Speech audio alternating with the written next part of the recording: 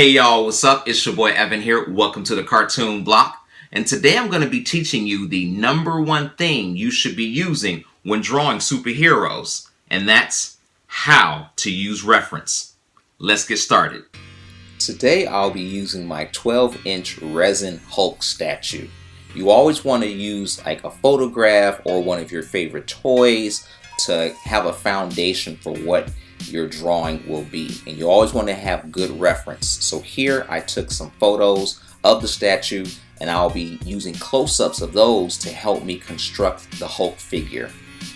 Next, I'll be using my Wacom Cintiq Pro 24 to upload the drawings into Photoshop, and I like using the Cintiq Pro 24 because it gives me a lot of space where I can organize my photos the way I like it, and then still leave me enough room to start sketching very loosely and very wide. So here I want to just simply go ahead and just quickly lay down a gesture figure. A gesture drawing is simply a fancy stick figure that you can use to get in the basic foundations of the body. I don't want to start thinking about any details at this point, but I simply want to just focus on the essence and the emotional, just think about the emotion that I'm trying to convey with Hulk. And I'm not drawing the statue exactly, but I know I want to go ahead and draw Hulk in like a cool running pose, like he's like stomping and charging towards his enemies. And as I'm thinking about the pose and just kind of messing around and putting down a quick loose gesture sketch, sometimes I feel good about the sketch and sometimes I don't. As artists, I think that we concentrate too much on trying to put the perfect line down first, and that's not necessary. So now I'm going to go ahead and kind of create another layer, and I'm going to re-examine the statue and kind of get a good sense of what I want to go for. So once I make a new layer, I'm going to go ahead and just kind of like sketch out another gesture drawing. And I still have the other one underneath, but I want to keep this one as a new starting point and just kind of get a better sense of how it flows, how it feels. I want to just draw in big spears and circles for his shoulder muscle, another big circle for his bicep, his forearms. And like I said, don't worry about trying to get the perfect drawing down, just put something down. And now I want to go ahead and move on to a tighter sketch of him. And I want to focus on getting his trapezius muscles up here close to his neck. And then I want to draw a cleaner line for his shoulder muscle, his forearms, and then get his fist in there. And for his biceps, I kind of look at those super close, and his tricep muscles as well. And then I can go ahead and like focus really on what basic lines I can put down, or as few lines as possible rather, to convey that muscle. You don't need a lot of lines to draw anatomy. Just try to focus on the most important ones when you're in the tighter pencil phase. And now it's time to focus on his toe jam. Jam. Oh, jam. Jam.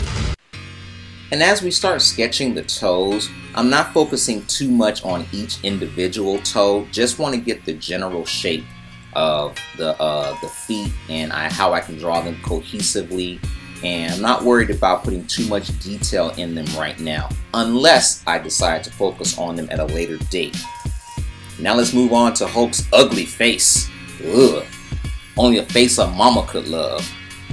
And when we're drawing his face, once again, we want to keep it very loose and not too detailed as of yet. I want to keep like the general emotion of his facial expression in there. And so I can just put in some really quick, basic shape of his hair. And then for his moving down to his pec muscles, that's what he basically is a lot of muscle. You ain't got to focus too much on putting a lot of detail. Hulk is mainly, has a lot of muscle mass, and don't focus on all the striations and muscle fibers of the anatomy. And as I'm wrapping up the first pencil stage and the layer of the drawing, I start thinking about what's the next phase that I want to go into.